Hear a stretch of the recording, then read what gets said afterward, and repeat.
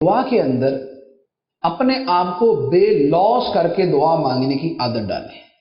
بے لوس کا مطلب کیا؟ بے لوس کا مطلب یہ ہے کہ اپنے لیے تو دعا مانگتے ہی، آپ دوسروں کے لیے بڑی کثرت سے دعا مانگنا شروع کر دیں، ان کے بارے میں کہ جن کو تصور بھی نہ ہو کہ یہ میرے بارے میں دعا مانگ رہا ہوگا۔ اب یہ جو دوسروں کے لیے دعا ہوگی اور دوسرے کو یہ پتہ بھی نہیں ہے کہ ہم اس کے لیے دعا کر رہے ہیں، یہ دعا ہوگی بے لوس ہوگی۔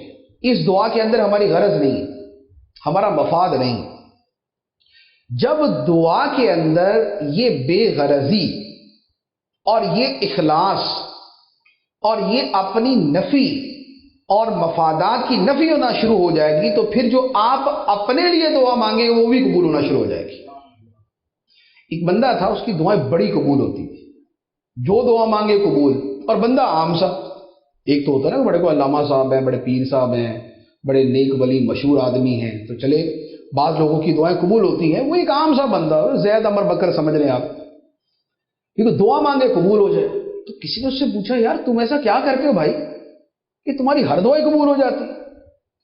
تو اس نے کہا کہ میں جب صبح گھر سے نکلتا ہوں اپنے کام پر جانے کے لیے، دفتر یا شاپ پہ جہاں بھی جانے کے لیے میں گھر سے نکلتا ہوں، مجھے راستے میں جو بندہ نظر آتا ہے میں اس کے لیے دعا کرتا ہوں۔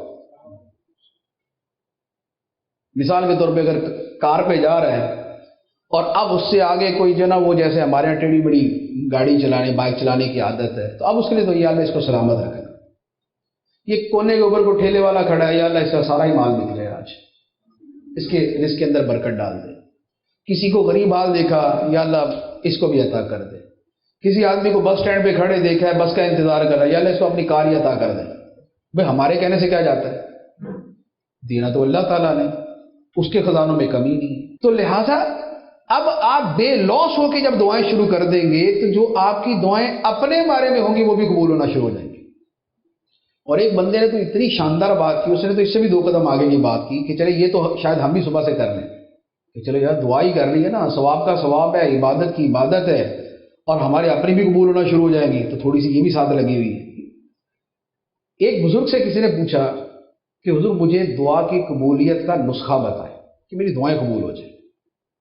فرمایا ٹھیک ہے، بڑا آسان سا نسخہ ہے، میری تو زندگی گزر گئی ہے ایسے ہی چل رہا ہے کام، تو دعا کوئی قبول تو ہوتی نہیں ہے۔ فرمایا نہیں، تم آج سے شروع کرو، آج سے تمہاری دعائیں قبول ہونا شروع ہو جائیں۔